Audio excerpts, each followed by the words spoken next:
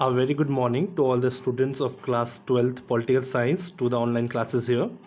And I hope and pray that all of you are fit, healthy and happy at your homes. Your summer break must has been refreshing to make a fresh start. So now it's time to get back to the track and start studying sincerely. So let's first of all take a quick glimpse of what topics we had covered before your summer vacations, and we'll take a quick revision for that. As you know, previously the name of the chapter was Alternative Centers of Power in your NCERT book, but now according to the new revised syllabus, the name is New Centers of Power. So before understanding this chapter, as I told you for the revision, that first chapter was Cold War, that started after the Second World War, that is 1945. Then we understood and read about the end of bipolarity. It means we were living in a world where two superpowers were dominating and challenging each other's, and that's why the world was divided into two halves: Eastern Alliance and the Western Alliance, and their military alliances. And the third chapter was US hegemony. Although this chapter has been deleted, but the important topics of this chapter has been merged with chapter no, number 2, end of bipolarity. So here we try to understand US hegemony means dominance of US. Okay, so now in this chapter, that is new centers of power, we are trying to understand there were some emerging new centers of power which could challenge the dominance and hegemony of US. So for that we have to study it into two parts, where we will be studying certain organizations like European Union, ASEAN, SAARC and BRICS. So these four: European Union, ASEAN, SAARC and BRICS, we will be studying them as the important organizations which could challenge the dominance of US currently. Okay, and also we will try to understand some of the important countries which are the emerging centers of power. That is why those are Russia, Israel, India and China. So in detail also we'll be studying about these four countries or nations which are the rising upcoming countries which can challenge the dominance and power of US in terms of economy, in terms of military, in terms of technology, politically, socially, culturally. Okay, so this is the syllabus for this chapter, where we have to study organizations and nations. Those are the emerging centers of power which can challenge the dominance of US at the world arena. So in the very first lecture we had discussed about the European Union. We told you something about the Marshall Plan, about OEEC, that is European Economic Corporation. Okay, we had also seen the important factors that why European Union is known as national state more than economic union. Okay, and then we had discussed about the flag and logos of European Union. Then to prove it, we had discussed some important features of the European Union, like what are the economic influence, political diplomatic influence, military influence. Because of these influences only we could say that European Union is an emerging power which could challenge the dominance of US. So this we had read in detail. In the next video we had tried to understand something about alternative centers of power, and this part was ASEAN. So we had studied about Association of Southeast Asian Nation. With the help of the map, I had shown you the locations and the countries part of ASEAN, and we had studied the relevance of its flag, symbolic meaning of its flag and the logos. We had studied its objectives, Asian way, and we had also seen some of the important three pillars of Asian security community, as Asian security community, Asian economic community and Asian socio-cultural community. So we had studied these three pillars. Next video was on the topic rise of Chinese economy. So we had discussed all about the China and its rise in its political system, and because of which it led to the rise in its economy. And in the last video before your summer break, we had taken up a topic that was SAARC and BRICS. So those were the two other organizations which we had discussed, SAARC and BRICS, in detail. So today we'll talk about the important nations which are the emerging new centers of power, that is India, Russia and Israel. So today in this particular lecture we'll cover these three nations as emerging centers of power. So here we are starting with Russia as one of the new centers of power.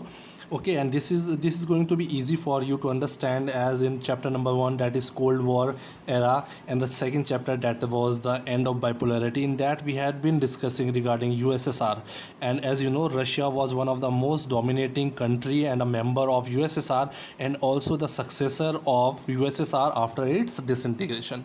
So to understand Russia as one of the new emerging center of power, it is going to be easy for you to write about Russia.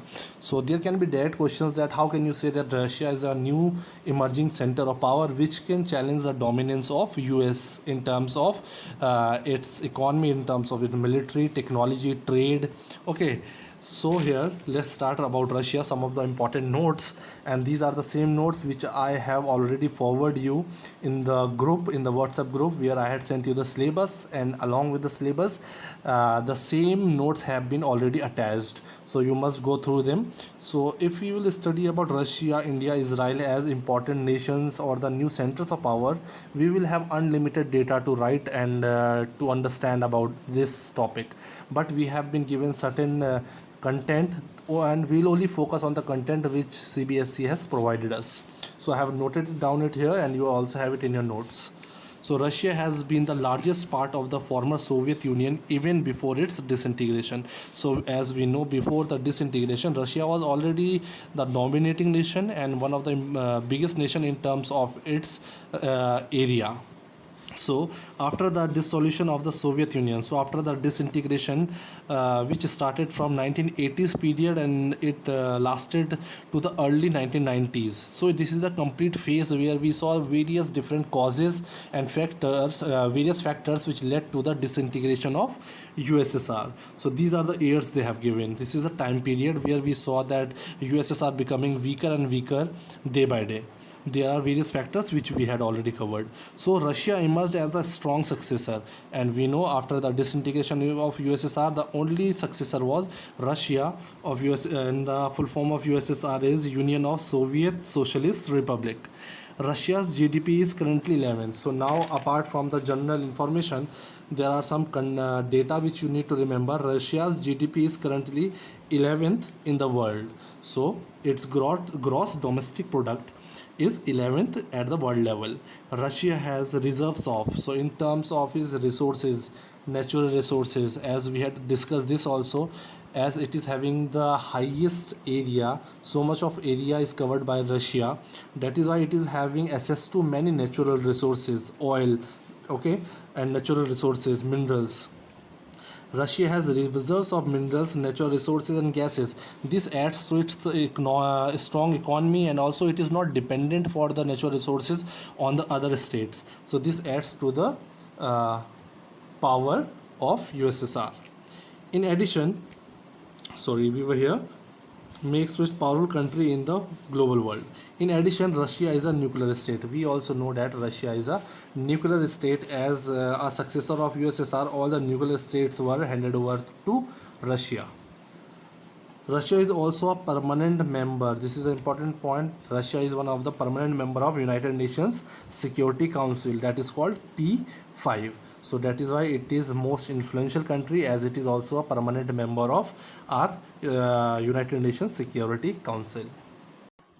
If you want to write more about Russia, you can add more content, but this is a content which has been forwarded by CBSE as notes along with the syllabus. So I had covered that topic, and if you want to add something, of course you can add, but this is the content you have to read. Now talking about India, again the same situation, the notes regarding India as the emerging new center of power which can challenge the dominance of US, same like Russia and the other organizations like European Union, ASEAN, or SAARC or BRICS. India is also equally capable of being as an important center of power currently. So we have the notes for India also. The 21st century India is being seen as an important emerging global power. So if you talk about the 21st century, India is also being seen as an emerging power or the new center of power at the global level. The world is experiencing the power and rise of India in a multi-dimensional way. Now this here is an important point which you have to keep in mind. The world is experiencing, the whole world is experiencing the power and rise of India, not only in terms of economy or particularly only in military or only in terms of its technology, but this growth and development and the increase in the power of India is multi-dimensional. This is a huge compliment, I would say, is for India, where we can say that India is growing. And when we talk about the growth of India, it is multi-dimensional way, that is economically, culturally, strategic position of India, military, terms of technology. In every aspect, I would say India is growing. And the important thing also which adds to the strength and power of India is its population, which is more than 135 crore, is very strong. So this population is adding to the growth and power of India.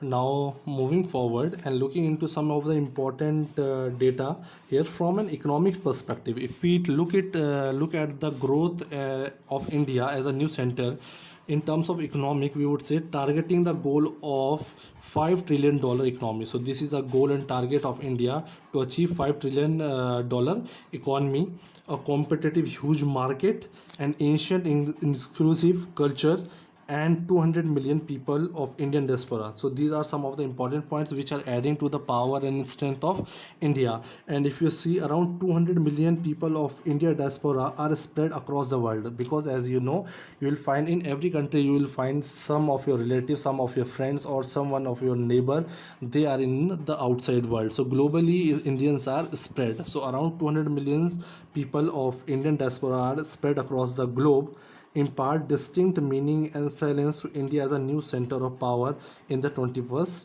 century. So all these factors in India's economic perspective, its goal to achieve $5 trillion economy, its competitive market, and also maintain our ancient inclusive culture, and also India's people, 200 million people who are spread all around the globe.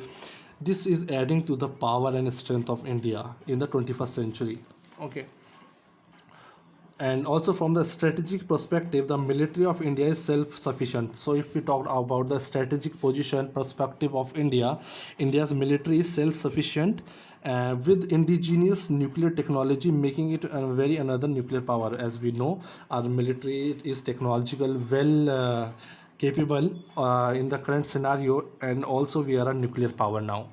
So our military is also adding to the important aspects of India as becoming a new center of power. So you must be aware of this scheme, Make in India scheme, which was started by Narendra Modi in 2014. This scheme is in technology and science in another milestone. So this scheme is also adding to India's exposure in terms of its growth and development, in terms of manufacture of goods and services. So Make in India here is promoting industrialization or promoting manufacturing units to manufacturing everything within India. Okay. And all the support is provided by the government to the manufacturing units. So that is called the Make in India scheme. All these changes are making, so there are such many schemes started by the government of India, and all these changes are making India an important center of power in the present world. So this is just a single example. So in terms of agriculture, in terms of industrialization, in terms of technology, military, and political system, everywhere we have such schemes, such plans and policies which are promoting and making India even stronger. That is why in the 21st century, India is also considered as one of the new center of power. That is why we are studying India under this topic. Next, new center of power is Israel, and you must have recently heard of Israel, as in the last month it was in the news. There was so much of turmoil and disturbance and unrest in this place, Israel, where the various factions within Israel are into fight with each other. So that is not the content of our chapter here. We are not going to discuss it, but here we'll also see some of the important factors. Because of those factors, Israel is also one of the new growing center which is powerful, which can challenge the dominance of US. So it is a very small country, and its location is to the West Asia or the Middle East, very close to the South African continent also. So I will try to show you the location on the physical map of the world, and hope after seeing that you will be able to relate this topic. But let me tell you, this is a very small state, but recently, because of their technology and because of their innovations, new ideas, they have become so powerful, and that is why we are studying Israel as under the topic new centers of power. Okay, as you can see, this is India, this is West Asia, and this is African continent. And from very close to Egypt, you can see this location, and this region is particularly Israel. And this is the physical map. Here I cannot zoom it, but you need to remember this is very close to this region: Iraq, Turkey, okay, Syria, Egypt. These are the neighboring places. Okay, and this region is what we are talking about, Israel. So we are talking about such a small country becoming one of the important centers or the new centers of power. So now let's start and see some details regarding Israel after its location. Israel has emerged as one of the most powerful nation in the 21st century world in terms of. So when we say that it's a powerful country now, it is a growing power, it is emerging power in terms of science and technology. So science and technology is the most important thing which is leading Israel to as one new center of power. Its defense, because of its science and technology, defense has become very strong. They are using the new technologies, intelligence, besides economy. So apart than science and technology, defense economy is growing, situated in the middle of the burning politics. They are saying burning politics because Israel is the only country in West Asia which is Jewish, that is not an Islamic country. Okay, they do not follow Islam. So the Western country, Israel, has reached to the new heights. Although they are living in the middle burning politics of Western Asia, but still they were able to utilize their resources and focus, and they have reached the new heights of global politics, standing by virtue of its indomitable defense powers. They have a very good defense power, technological innovation, great industrialization, and agricultural developments. All these things and their new innovations have led them to become a new center of power. Although if we talk about their locations, if we talk about the situations in the country, there are so much of turmoils and disturbances, and neighboring countries are mostly the Arabic Islamic countries, but still they are the Jewish countries, but they have survived and they have grown so well, sustaining against adversity in the principle with which a small Jewish nation, that is Israel, is placed in the contemporary global politics in general and Arab dominated West Asian politics in particular. Same thing which I have explained you, that how a small Israel, a country which is a Jewish country, has managed to survive in the burning politics of Western Asia, which is Arab dominated West Asian countries, and along with them they have grown so fast and so at a height where it is called a new center of power. So these are the notes which we have taken from the CBSE site. CBSE has sent along with the syllabus, and I already sent you. So we need not to study too much about this topic. Of course, if you want to learn more and more, you want to know the more knowledge and information regarding these new centers of power, you can read it from the internet, you can Google it. But the content which has been sent by the CBSE, this is the content which has been sent. Otherwise, if we'll sit and study about these topics, that is having a huge content to study about. So with this we have finished this third chapter, new centers of power. As before vacations only, we had completed the 5 or 6 parts of this chapter. Only India, Russia and Israel was left, and the short notes have been already sent by the CBSE, which I have discussed with you.